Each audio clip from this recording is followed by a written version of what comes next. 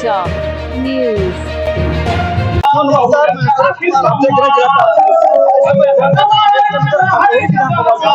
जो आज नगीना सांसद आजाद समाज पार्टी के राष्ट्रीय अध्यक्ष आजाद जी आए हुए हैं मंच पर जो भी बोलते हैं पूरा कार्यक्रम आपको दिखाएंगे। जिंदाबाद जिंदाबाद सांसद जिंदाबाद जिंदाबाद जिंदाबाद सांसद जिंदाबाद जिंदाबाद जिंदाबाद बहुजन नायक जिंदाबाद जिंदाबाद जिंदाबाद नायक जिंदाबाद जिंदाबाद जिंदाबाद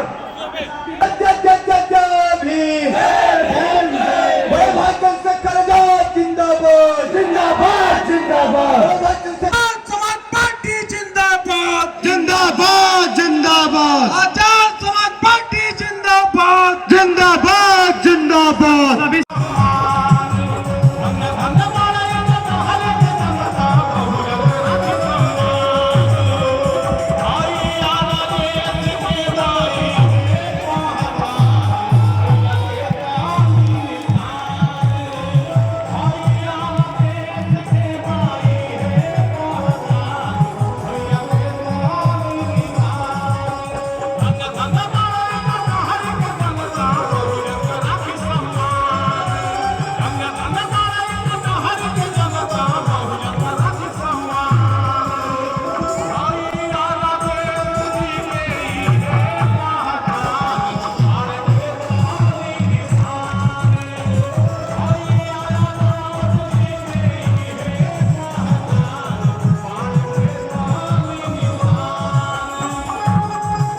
बहुत बहुत धन्यवाद भाई विनय जी का।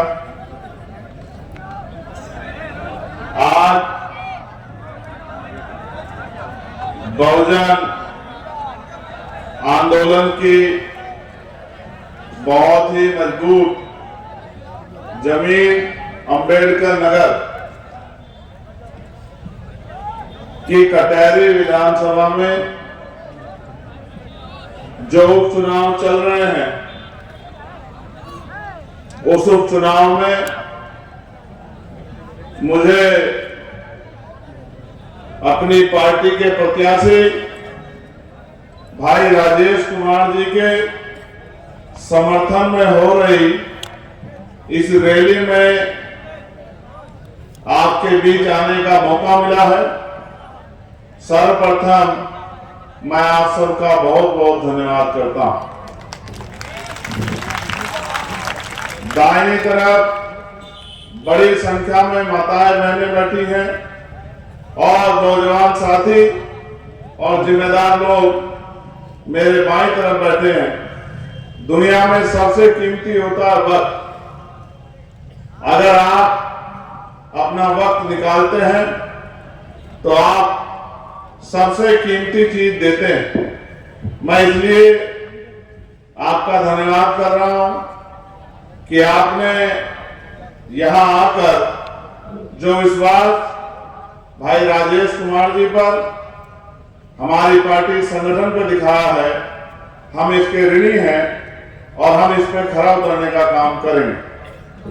फिर चुनावी सभा में अपनी बात को शुरू करने से पहले मैं बहुजन समाज में जन्मे सभी संतों, गुरुओं और महान पुरुषों को नमन करता हूं। महाराणा तथागत बुद्ध से लेकर राष्ट्रपिता ज्योतिबा फूले, छत्रपति साहू जी महाराज, ईवी पेरियार रामा नायकर स्वामी, पेरियार लली यादव, बाबू जगदेव प्रसाद कुशवाहा, जननायक कपूरी ठाकुर, महामना रामसुर वर्मा, संत राम बी प्रजापति, बाबू शिवदयाल चौरसिया, चौधरी महाराज सिंह भारती, डॉक्टर बाबा साहब अम्बेडकर, संत गाडगे जी महाराज, नारायणा गुरु, मां फातिमा शेख,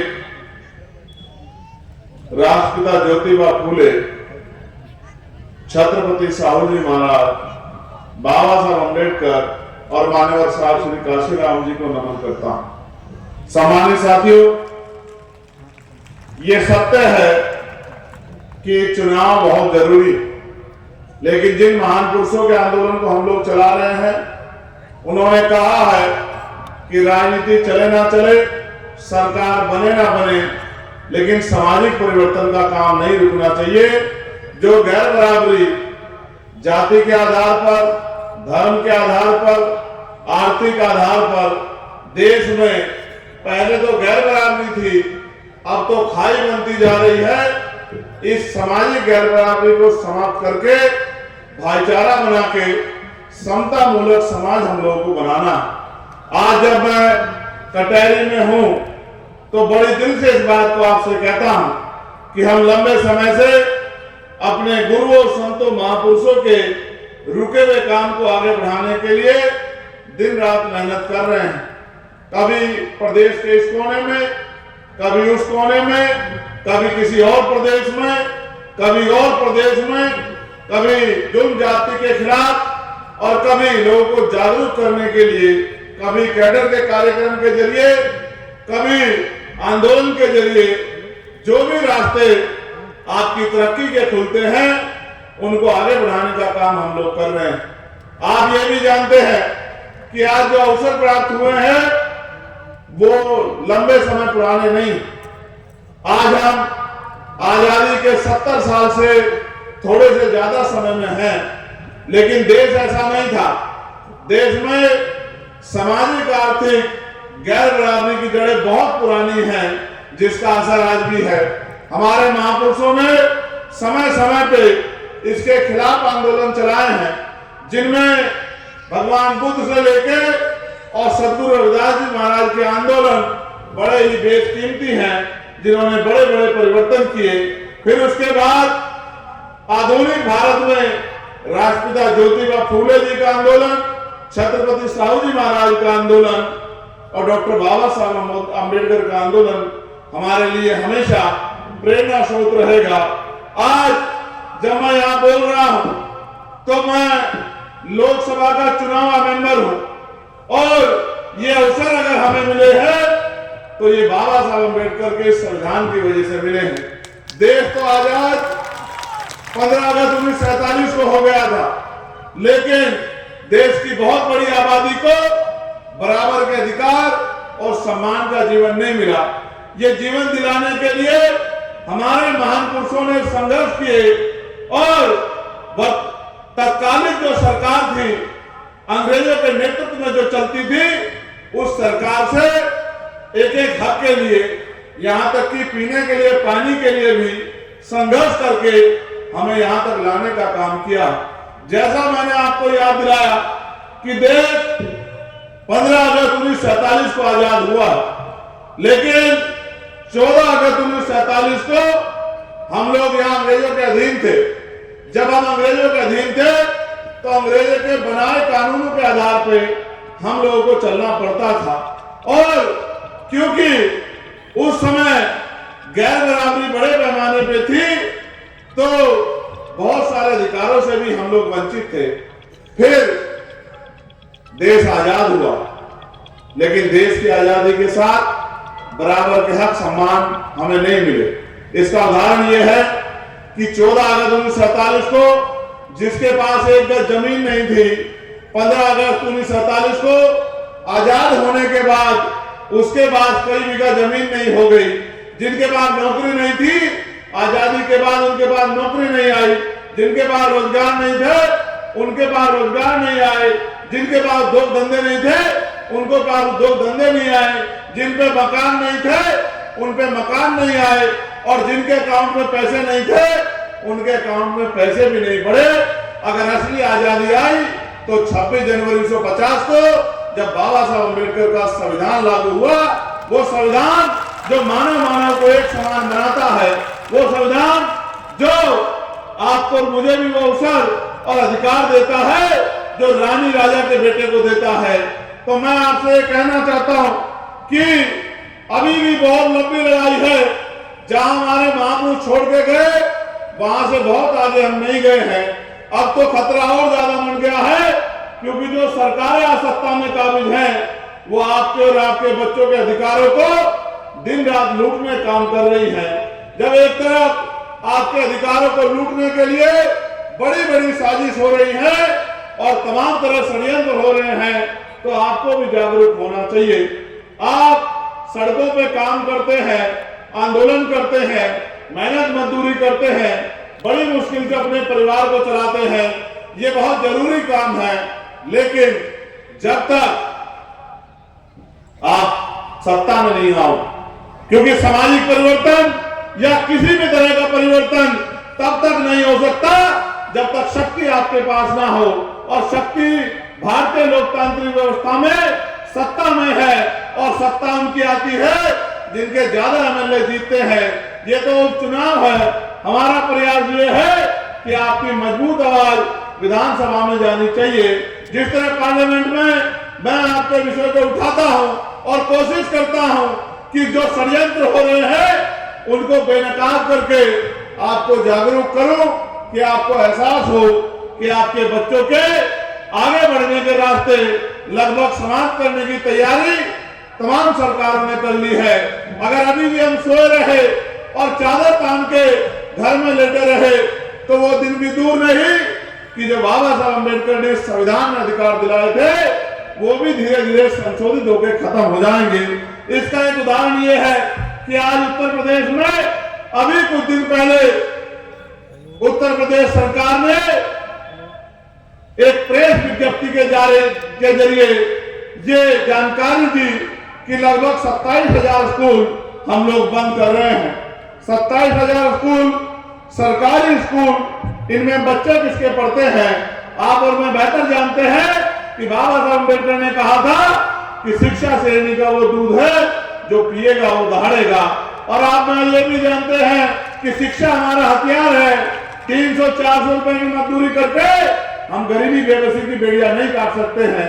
जब तक हम अच्छी शिक्षा लेके और अच्छा रोजगार करके सरकारी प्राइवेट नौकरी करके पैसे हमारी जेब में नहीं होंगे तब तक हम अपने परिवार को सुख सुविधा सम्मान नहीं दिला सकते हैं। इसलिए आप महसूस करो कि इन सरकारी स्कूलों में धन्ना सेठों के बच्चे नहीं पढ़ते, पूंजीपतियों के बच्चे नहीं पढ़ते, और तो सरकारी कर्मचारी अधिकारियों के बच्चे भी नहीं पढ़ते, नेता अभिनेताओं के बच्चे भी नहीं पढ़ते। इन स्कूलों में अगर कोई पढ़ता है तो गरीबों के बच्चे पढ़ते हैं, किसानों के बच्चे पढ़ते हैं, मेहनत कश कौमों के बच्चे पढ़ते हैं, और जाति व्यवस्था के आधार पे दलित, पिछड़े और दुष्कुल समाज के, आदिवासी समाज के बच्चे पढ़ते हैं। जब आप महसूस करो सरकारी स्कूल बंद हो जाएंगे तो ये बच्चे पढ़ेंगे कहां, और जब ये पढ़ेंगे नहीं तो इनका भविष्य क्या होगा। इसलिए मुझे डर लगता है कि सरकार हमसे बात तो करती है कि हम आपको 5 किलो अनाज देंगे, सरकार ये भी कहती है चुनाव के समय गैस सिलेंडर सस्ता कर देंगे, सरकार ये भी कहती है कि बिजली का बिल माफ कर देंगे, लेकिन जो असल रास्ता बाबा साहब अम्बेडकर दिखा के गए कि भाई एजुकेशन, शिक्षा अच्छी होनी चाहिए, उस शिक्षा को बेहतर करने का कोई प्रयास सरकार के लोग नहीं करते। और तो जैसा मैंने आपको बताया उस रास्ते को खत्म करने के लिए इंतजाम तो कर रहे हैं। 20 तारीख को वोट पड़ेगा, ये तो अच्छी बात है। पहली बार शायद लंबे समय बाद आपके यहां ऐसा हुआ होगा कि जनरल सीट पर शेड्यूल कास्ट के एक बेटे को मौका दिया गया है कि वो जाए और अपने समाज में जाके ये अपील करे कि वो उसको ताकत दें। और जिस तरह से हमारे संगठन के लोगों ने भाईचारा बनाया है, जिस तरह से किसानों की लड़ाई हो, पहलवानों की लड़ाई हो और किसी भी वर्ग की लड़ाई हो, जिस तरह से हमारी पार्टी लगातार संघर्ष करती है, मेरा विश्वास है कि 20 तारीख को अगर आपने तय किया तो वो दिन दूर नहीं कि भाई राजेश आपकी वोट की ताकत से एमएलए बनकर विधानसभा में जाएंगे, और जिस दिन एमएलए बनकर विधानसभा में जाएंगे उस दिन आपके हकों की लड़ाई प्रदेश के मुख्यमंत्री और प्रदेश की सरकार से आंख में आंख डाल के लड़ेंगे।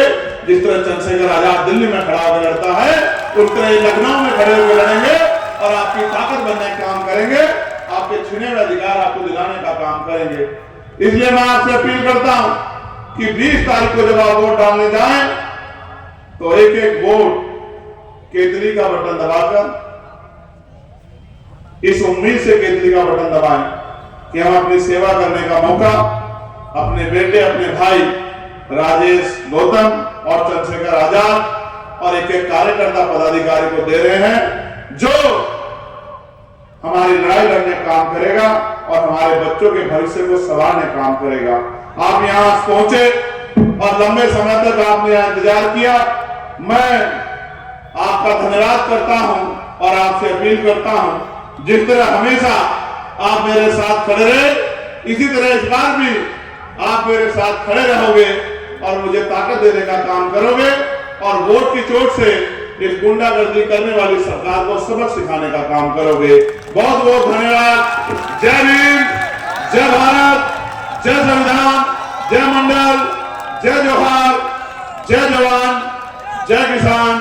और मैं अपने प्रदेश की टीम का, मंडल संभाग और जिले की टीम का, विधानसभा की टीम का, बूथ कमेटी के साथियों का बहुत बहुत धन्यवाद करता हूं। अंबेडकर नगर और कटेहरी विधानसभा का जो यहाँ पे अभी कार्यक्रम रहा, सारे कार्यक्रम को आपने देखा, तो माननीय चंद्रशेखर आजाद जी ने क्या कहा उसको भी आपने देखा। अपना प्रतिक्रिया हमें जरूर दीजिएगा। अगर चैनल पर नए हैं तो सब्सक्राइब, लाइक, शेयर करना न भूलें। बहुत बहुत धन्यवाद।